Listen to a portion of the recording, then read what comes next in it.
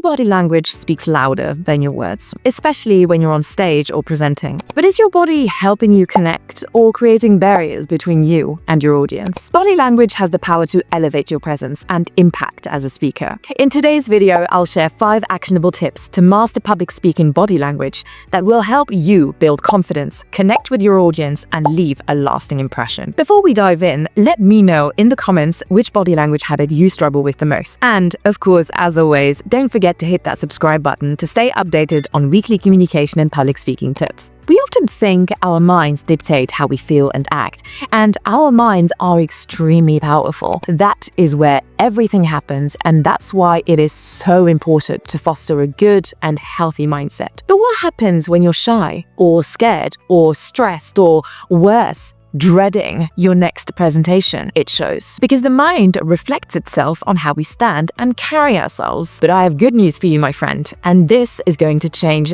everything for you. Our bodies can also influence our minds in the other way. We don't have to be controlled by our thoughts. That's right. You can control how you feel with your body. While it's true that our emotions can shape the way we carry ourselves, shoulders slumped in sadness or a confident stride when we're happy, the reverse is just as powerful. And I'm not alone in saying this. A groundbreaking study from Harvard social psychologist Amy Cuddy demonstrated that adopting power poses for just 2 minutes can increase feelings of confidence and decrease stress levels. Through my years of coaching and practice, I've witnessed countless individuals transform their inner state simply by adjusting their posture. By changing the way they stood, they started projecting a sense of calm and power instead of the nervousness they might have felt. And in turn, that projection became their sense of self. And I have been hearing, wow, that felt amazing after such exercises countless of times. This shows that we are not prisoners of our minds. We can, as Cuddy and many others say,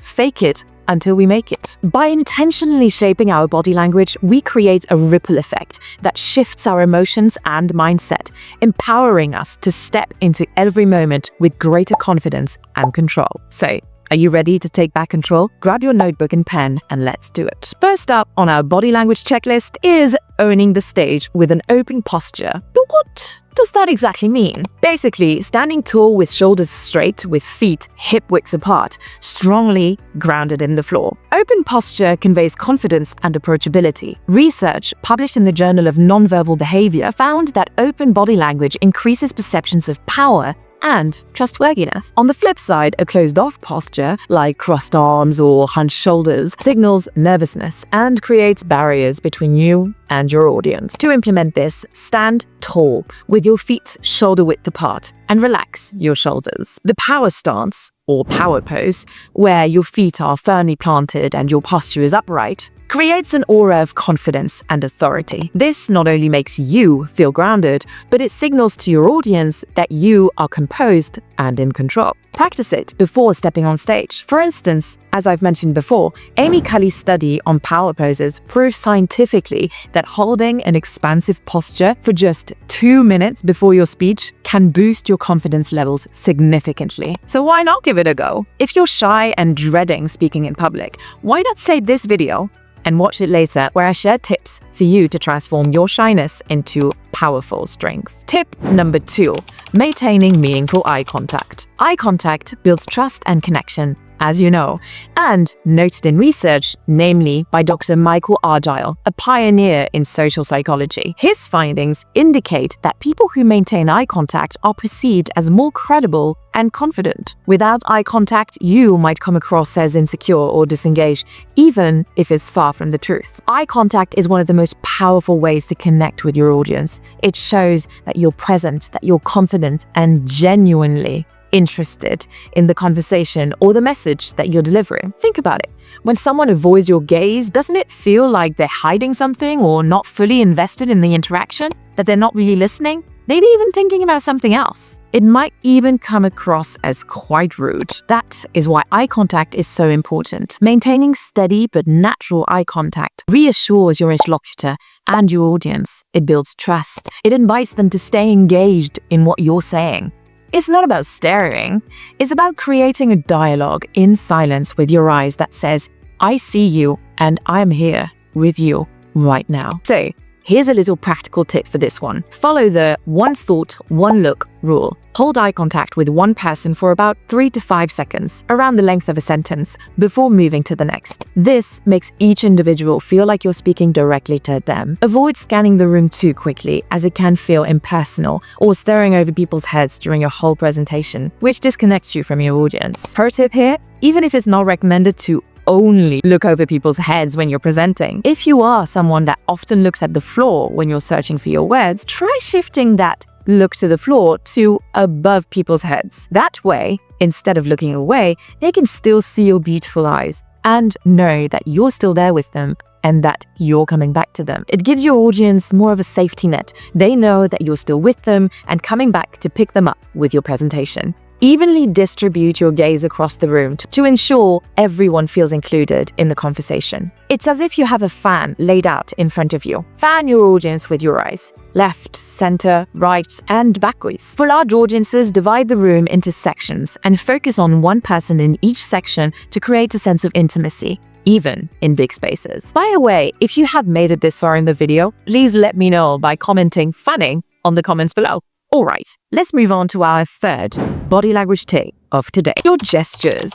Use your hands effectively. We all do them. Distracting movements, fidgeting, keeping your hands in your pockets, or wringing your hands. We're all guilty of doing them. But unfortunately, these can completely undermine the impact of our message and make us appear far less confident than we actually are. These unconscious habits draw attention away from what we're saying and send mixed signals to our audience. For instance, wringing your hands might suggest nervousness or hesitation, while fidgeting can come across as a lack of focus or composure. Gestures are powerful tools to reinforce your message and keep your audience engaged. Studies from the University of Chicago found that speakers who use hand gestures are remembered twice as much as those who don't. So, instead of fidgeting, aim to replace these sporadic movements with purposeful, intentional gestures that reinforce your message. Open gestures, relaxed hands, and deliberate actions show your audience that you're in control and fully present in the moment. Remember,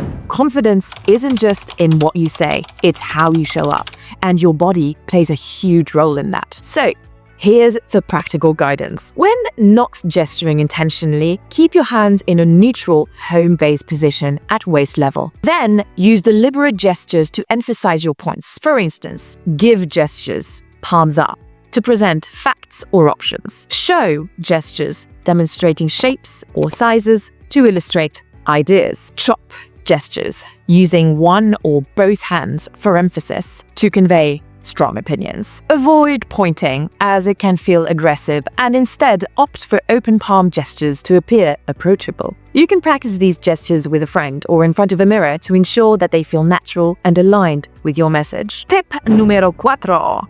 Smile to build warmth and confidence. We talk a lot about body language, but the face is included too here. It is part of our body, after all. Well, we have already talked about eye contact. That was already a little hint, but still. Smiling is a simple yet powerful tool to make you appear approachable and confident. According to research from Penn State University, smiling not only makes you seem more likable, but also changes the tone of your voice, making it sound warmer and more engaging. For more tips on how to enhance your personal and professional reach in life, go and have a look at this video, where I give actionable tips on how to change the way people engage with you in life in a powerful and impactful way that will make everyone want to stick around you. But back to our tip number 4 about smiling and confidence in body language. Here, I encourage you to practice speaking with a natural smile. This doesn't mean grinning throughout the entire presentation, but rather smiling at key moments to set the tone. For example, smile when introducing yourself, when delivering good news,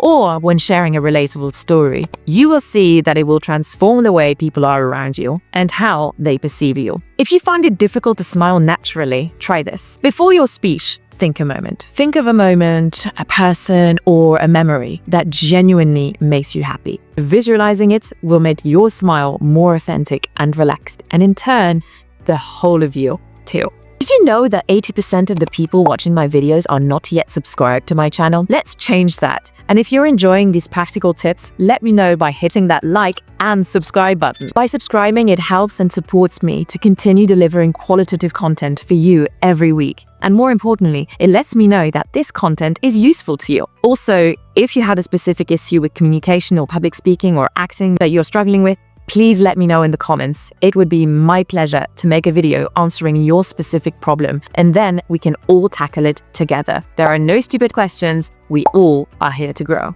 All right, on to our last tip for mastering a better body language. Tip number 5, master your movements in space. We spoke about gestures, but purposeful movement and change of position in space reinforces your message and keeps your audience engaged. Careful here, because too much of it can have the opposite effect. Random pacing or swaying can signal nervousness and distract your audience. And we don't want that, do we? To master your movements, start by walking intentionally to different areas of the stage. For instance, move closer to the audience when sharing a personal story to create intimacy. Then return to the power zone, the center of the stage, when delivering your key points. Place your speech in space. For example, the first part will be to the right or the second part to the left, and then the last part in the center. So, here you go.